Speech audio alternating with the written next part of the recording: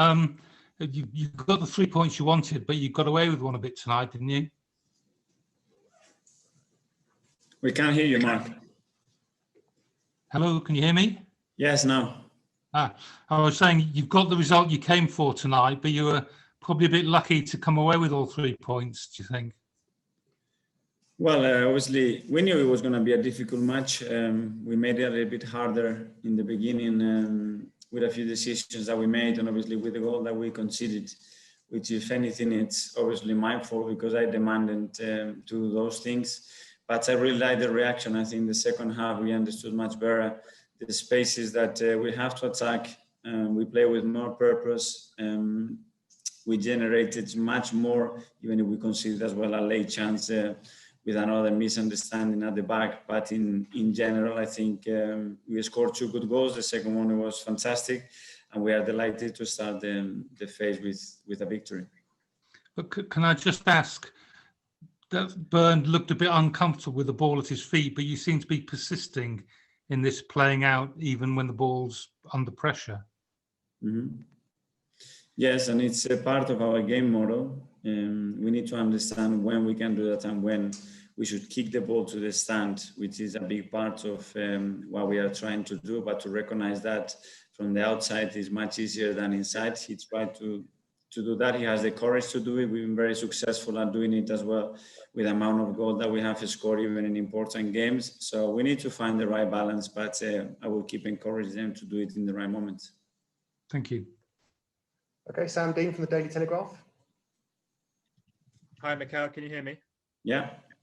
Just on that Leno, on that goal, do you have to just accept that's the risk that can happen with this style of football? You know, you've scored 3 or 4 goals like that in just a few weeks, and then you concede 1. Is that just the balance you have to accept that it might happen?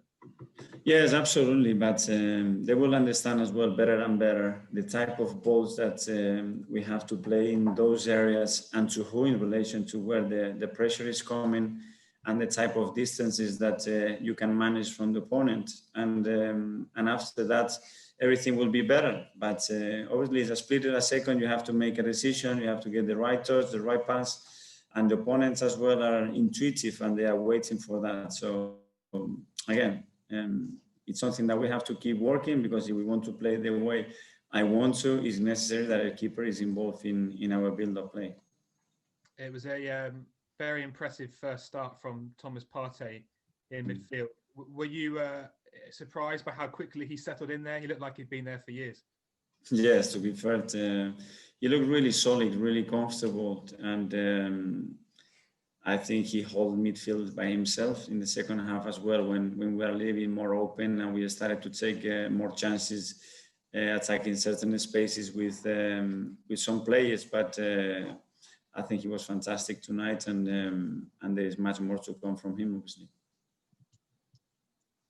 Okay, thanks, Sam. We'll go to James Benge. Hi, Mikel. You say that there's much more to come from him. Is there a challenge for you now, to both for his teammates, for Partey himself, and for fans, to keep the expectations around him under control? Because you're going to be playing teams that are maybe of a higher caliber very soon, and will need Partey to play well. Yes, of course, but he needs his teammates around him. You know, it's not about him. Obviously, we know that with the price that we play for him and the profile of the player that he is, that he's going to have a lot of people looking at him every single game. But this is about the structure we have as a team, the flow, the unity, and the cohesion that we need in our team. And he's one piece of that part. And yeah, hopefully it's a big piece. Thank you.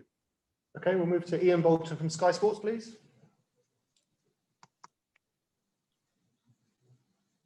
Mikel, hi.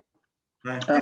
I don't know whether you know, but Mesut Ozil said he was supporting the team in front of the TV before the game. He was predicting you a 4-1 win. He was very supportive when Leno made the error that led to the goal that you conceded. Is that good to know, or would you rather nothing? This is what I want from the players that are in our squad. I don't expect anything different to that, so it's good to hear. Do you find it frustrating at all that there is so much talk about Mesut? No, I think it's part of the situation when we have big players in this position. It's normal that that people want to know, fans want to have information, and you guys have to ask the questions. So I take it in a natural way. I try to respond with honesty and clarity, and give the information that is available from the inside. Thank you.